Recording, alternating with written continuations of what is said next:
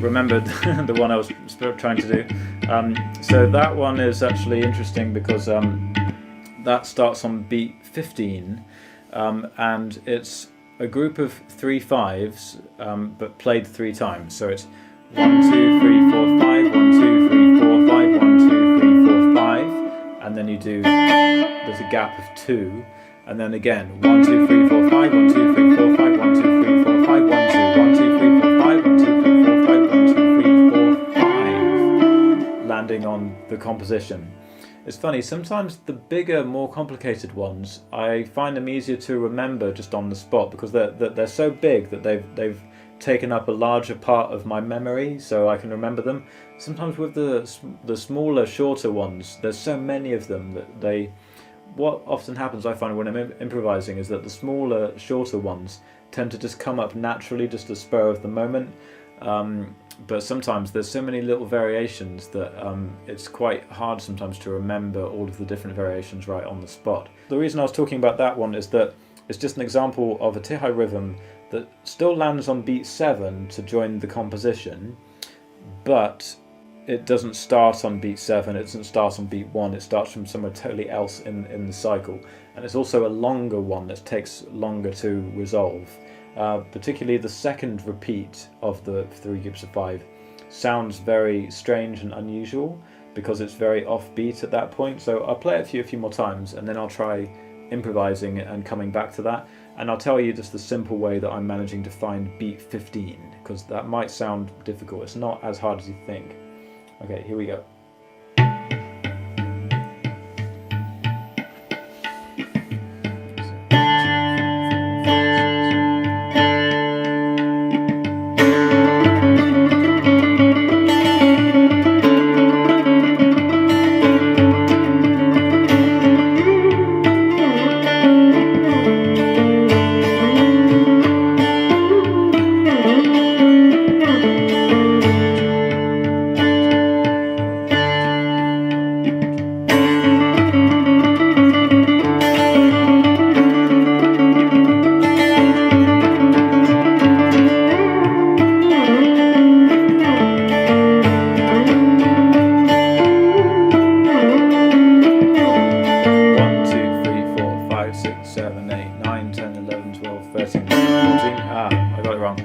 Try again.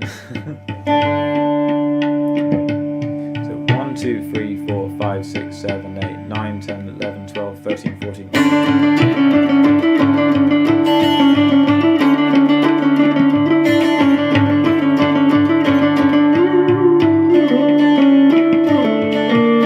Okay, so that's just to show you that it's beat 15. But what's actually a lot easier is if you come back to what I was saying earlier about feeling it as 4 groups of 4, then you can just go 1, 2, 3, 4, 1, 2, 3, 4, 1, 2, 3, 4, 1, 2.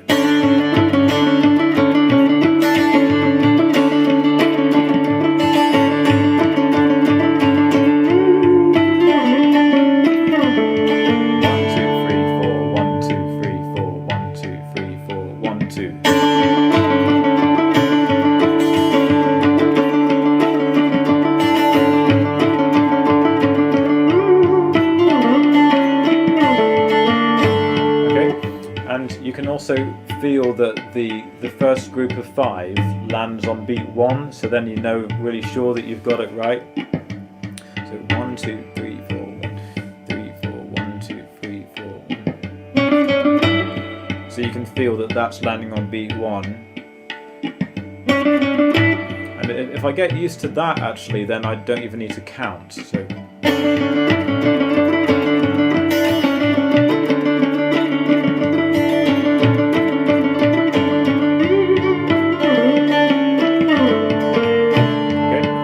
So now how about some improvisation and then leading back to that. So as I improvise, I'm going to just be playing things that fall into those sort of groups of 4. So I know I'm doing 3 groups of 4 and then a 2. Okay, so I won't be counting so much, but I'll be feeling the sets of 4 as I'm playing.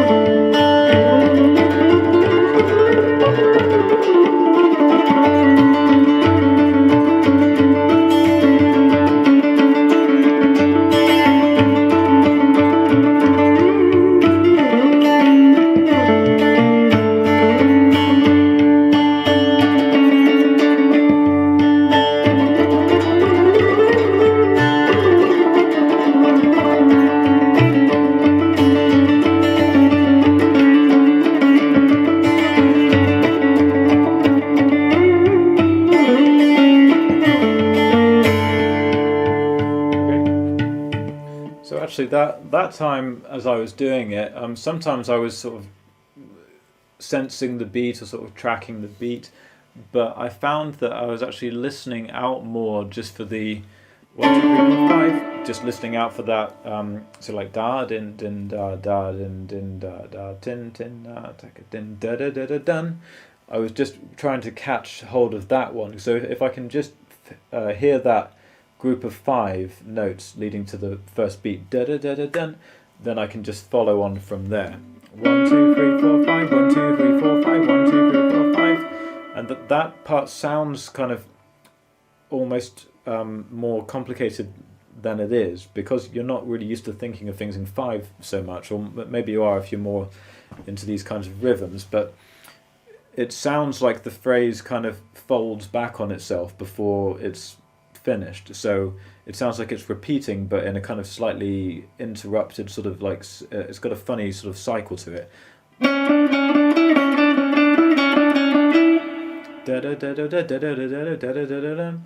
But it's just 1, 2, 3, 4, 5. But it's the rhythm. It's the 1, 2, 3, 4, 5. 1, 2, 3, 4, 5. 1, 2, 3, 4, 5. The middle group of 5 sounds, it's off beat. It's kind of the opposite beats to the first and the third.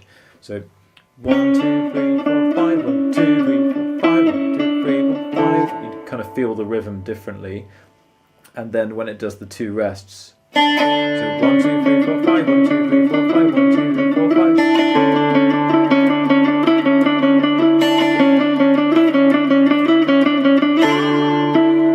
Lands back on B7. So that's a more sophisticated one. That's actually what we'd call a chakradar.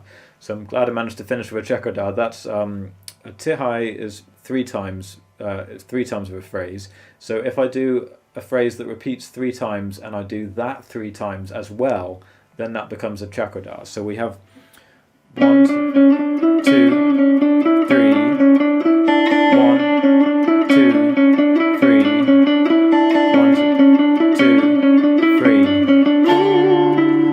3 times 5 times 3. That gives you the chakradar. So this is again the kind of thing that you get that pattern going, and then you try to improvise and meet that pattern to come back to the beat number 1 or back to the beat of the composition. So this is really improvisation, but doing it in a very particular rhythmic framework with a composition, and the composition defines how all of the different rhythms, how the different tihai rhythms are going to work to join back with that composition.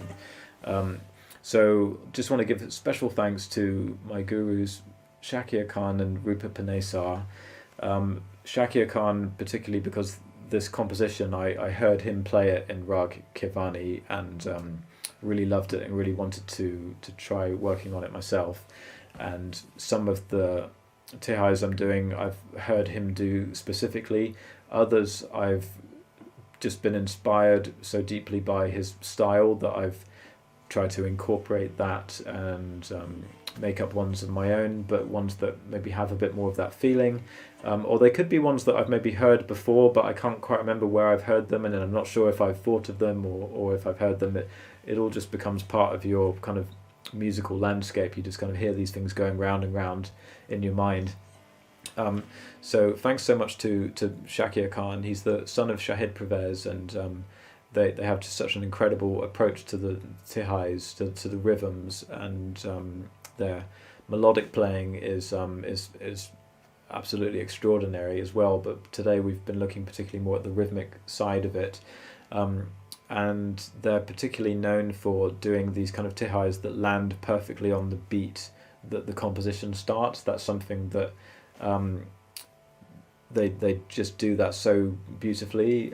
So that's something that I've just been trying to demonstrate. And if you like this kind of thing, there's lots more videos on my channel, and please subscribe and stay tuned for future live streams. And if you really like what we're doing here, then you could visit the IndianClassicalGuitar.com website, visit the Indian Classical Guitar Academy. It's linked in the description, and you can become a member, and you can join more private live streams that are just for the students, and there's just hours and hours. There must be something like 20 hours of really in-depth discussion and lessons and teaching all different rags, different compositions, different techniques. And what I was doing today was just more of a demonstration, just to show some of the ideas and improvising and playing around with these things. But the lessons that I do on the guitar courses are really very step by step and very slow, and I make sure that everything is really, really clear. So they're very in-depth guitar lessons.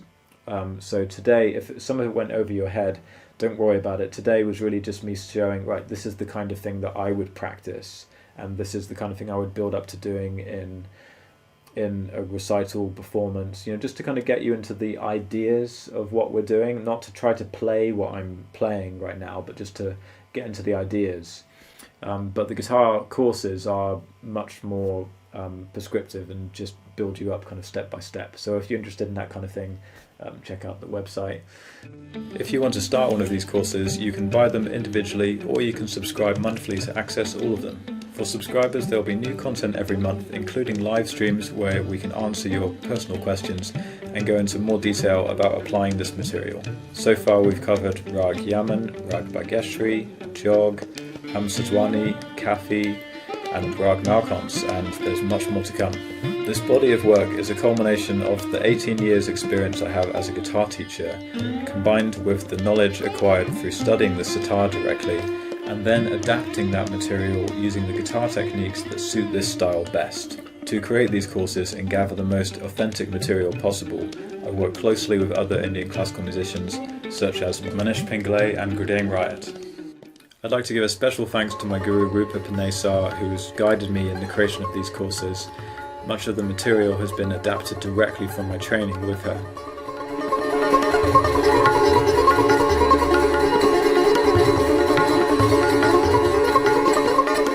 Also Shakir Khan, my guru, who's been inspiring me immensely and continues to shape how I approach the instrument and this incredible world of Indian classical music.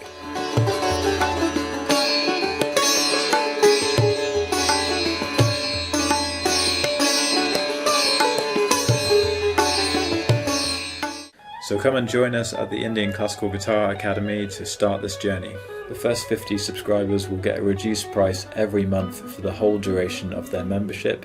So come and be one of the first guitar players to realise what it means to be an Indian classical musician.